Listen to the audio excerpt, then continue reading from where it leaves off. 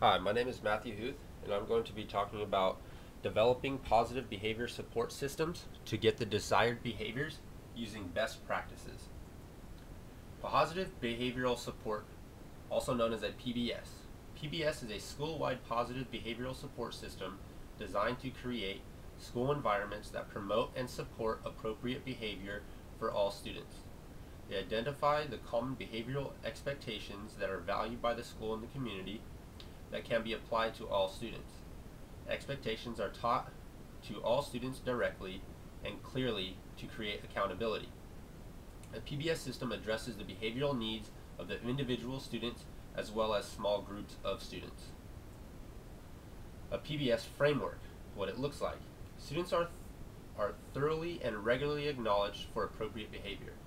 Undesired behavior is responded to promptly and consistently, again focusing on accountability. A school environment is created to teach students appropriate behavior skills, positively acknowledge students engaging in these behaviors, and provide consistency and stability in interactions among students and staff members. Forming a PBS team. Teaming for school-wide PBS is the process of working as a cohesive, integrated, and representative collection of individuals who lead the system's change and implementation process. PBS in school includes at least one administrator, general education and special education staff, special services like the school psychologist and guidance counselor, and it is usually organized and monitored by a team of 4 to 8. Leadership team is committed to working on changing the behavioral climate of the present school environment. Developing PBS with staff. It is important to train the entire school staff to provide accountability to all students and staff. The trained staff should include certified staff and non-certified staff. Certified staff would include administration, principals, general education teachers, special education teachers, school psychologists, and guidance counselors. Other non-certified staff would include volunteers that come in contact with students, the school custodians, and also other school staff that are on site. The importance of having staff buy-in. PBS requires a minimum of 80% of the staff willing to implement the PBS procedures. With less than 80%, it will create difficulties with the implementation, sustainability, and effectiveness, again, downplaying the accountability of the PBS system. The staff needs a school administrator who actively supports the PBS system. This can help motivate and engage the other teachers on site. A PBS can save the staff and teachers and administrators time. It saves the teachers and staff time by preventing the problems from occurring in the first place. This would help the administrators by saving an equivalent of almost 16 days in a school year by not having to deal with office referrals and other suspensions.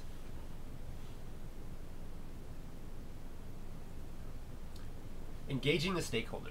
Stakeholders are very important contributors to successful implementation of PBS at the school level. Stakeholders include parents and guardians, families, business leaders, other members of the community, school board members. Stakeholders provide valuable resources to a leadership teams. They provide diverse perspectives. They offer assistance in funding and donation. This can be in the form of money or in the form of their time and other resources that they can provide a PBS system at a school. This ensures that all voices are heard. Networking valued outcomes for all students, basically trying to meet the needs of the students and staff. Using best practices for a PBS system. Positive behavioral interventions and supports identified 4 core features for a school-wide system. Number 1, establishing and identifying clear and consistent school-wide expectations. Number 2, teaching school-wide expectations to students. Number 3, acknowledging students for demonstrating the expected behaviors. And 4, developing a clear, and consistent consequence system to respond to behavior violations. Establishing and defining expectations. School PBS teams identifies 3 to 5 behavioral expectations that are specific to the needs and culture specific to the individual school. Expectations are positively stated. You want to avoid a long list of negative rules.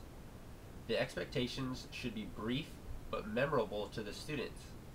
You should use cues and other acronyms for students to be able to relate and easily remember. Develop expectations for appropriate age of the target students. Behavior expectations are intended for all settings within the school. Expectations are posted throughout the school. Students and staff are held accountable for these expectations. Teaching expectations to students. Behavioral expectations are defined more specific and demonstrations of observable behaviors are provided. Instruction should identify the expectations or concepts being taught. Use modeling of expected behaviors, use modeling of non-examples of expected behaviors, and provide students with the opportunities to practice expected behaviors repeatedly. Provide corrective feedback and acknowledgement of these demonstrations. Here is a teaching matrix. Teaching matrices are created to help guide instruction. Instruction should be direct, explicit, and follow a similar format. Teaching matrix assists students and staff by defining specific behavioral examples of the behavioral expectations. Here you can see the school-wide expectations are to be responsible, be respectful, and be safe. And it shows what that looks like in the classroom, in the hallways, and in the cafeteria. These are just some of the locations on campus, and you could have other locations provided to your teacher-specific needs. Teaching effective strategies.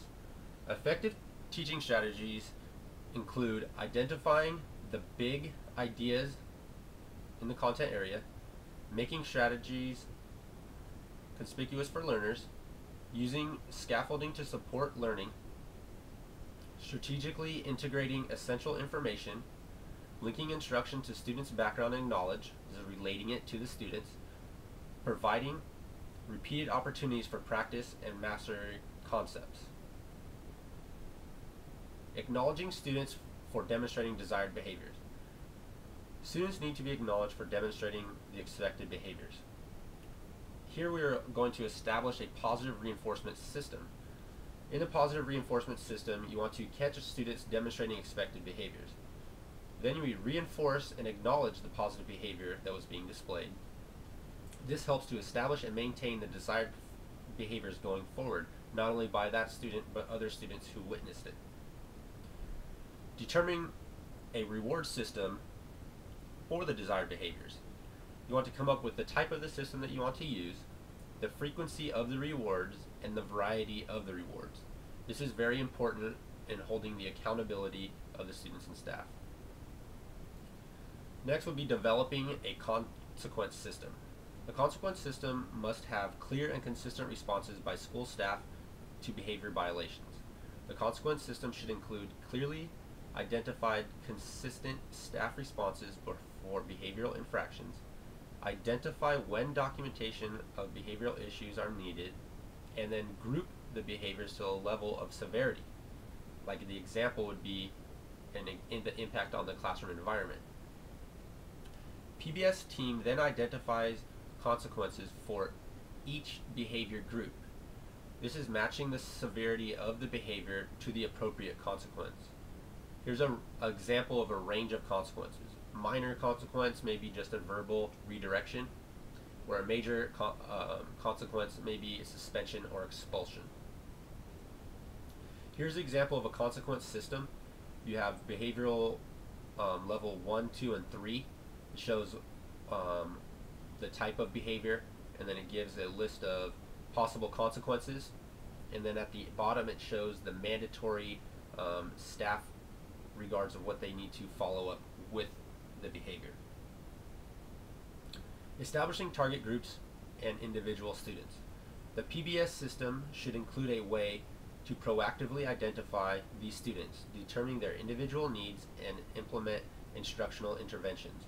The PBS system should include levels of support for groups of students and for students individually. For groups of students, you have secondary and tertiary levels of support. For individual students, you want to provide individual instruction as well as have staff-student communication to meet the independent needs of the student. With individual consequences and behavior violations, it's important to understand what the student's needs are inside and outside the school setting to help meet the needs of the student. And now here's a list of references used in supplying the information for this in implementing a PBS system using best practices in a school setting. Thank you.